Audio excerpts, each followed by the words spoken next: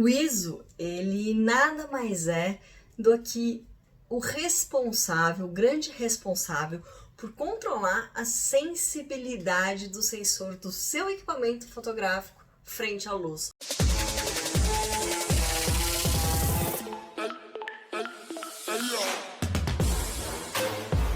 Ou seja, o ISO é aquele carinha que vai dizer para o seu equipamento fotográfico se ele deve operar com muita sensibilidade ou com pouca sensibilidade.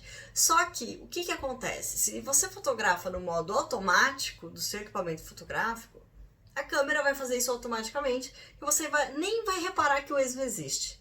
Basicamente é isso. Agora, se você quer dar aquele passinho, né, um pouquinho para frente e estudar mais fotografia e dominar o seu equipamento no modo manual e ser o grande responsável pelo produto final fotográfico, então você vai entendendo o ISO e vai perceber que ele é o grande responsável por deixar o seu equipamento super sensível à luz ou pouco sensível à luz. Agora, quando deixar o seu equipamento muito sensível à luz e quando você deve deixar o seu equipamento pouco sensível à luz. O pensamento é muito simples, vamos lá. Você imagina que você está numa praia, no sol do meio-dia, sem nuvem no céu, ou seja, o sol está bombando. E o sol é a nossa luz natural, que acontece naturalmente, sem a gente querer ou não, mais forte, ok? O sol é o carinha que produz luz de forma mais forte que a gente conhece, certo? Então, o que acontece? Você tá lá na praia, no sol do meio-dia, sem nuvem, você vai ter pouca luz ou muita luz na sua cena? Vai ter muita luz.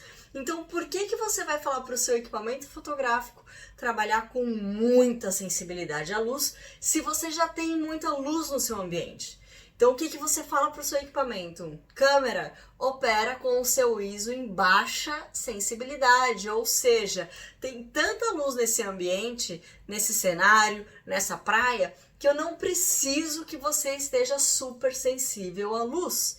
Então, a gente vai configurar o nosso ISO de forma a deixá-lo menos sensível à luz. A gente vai lá para o número 100 do nosso ISO, ok?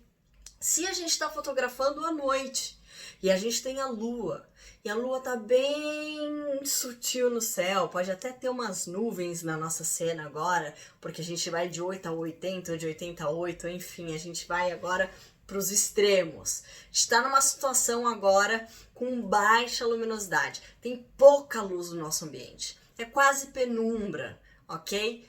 O que você vai falar para o seu equipamento? Equipamento?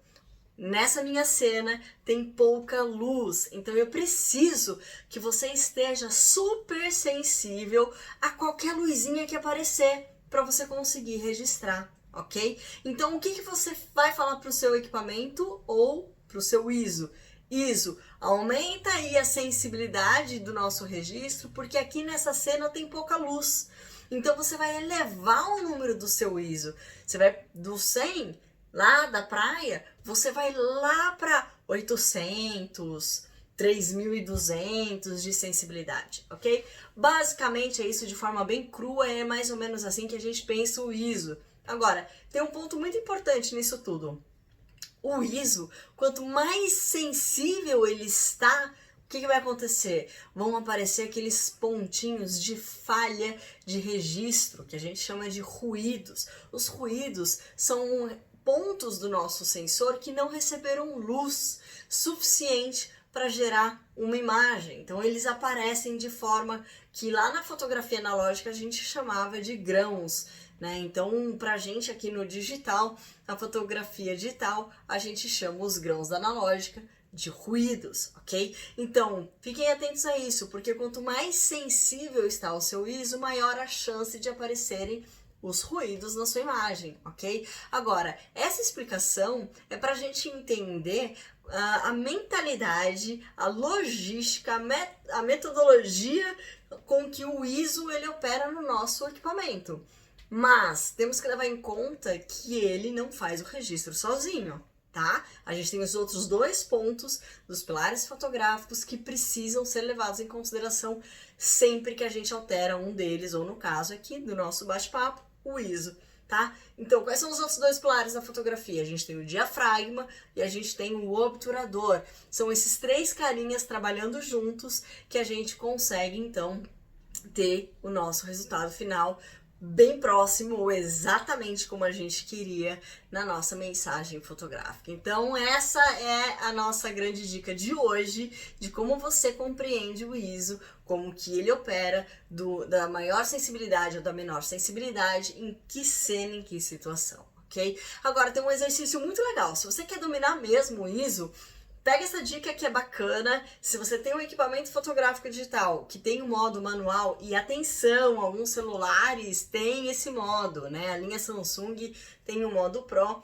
E se você não tiver no seu equipamento aí, que eu acho que às vezes, não sei qual é a edição do Motorola que tem o modo manual, que é o modo Pro, mas você pode baixar um software que é o LR, o Lightroom, e fotografar a partir dele. Ele dá uma imitada no modo manual do seu registro, mas já consegue alterar alguma coisa. Você consegue alterar velocidade e a luminosidade, tá? Não sei se o ISO já é permitido dentro do LR para a versão gratuita. Acho que sim, mas precisa dar uma confirmada, ok?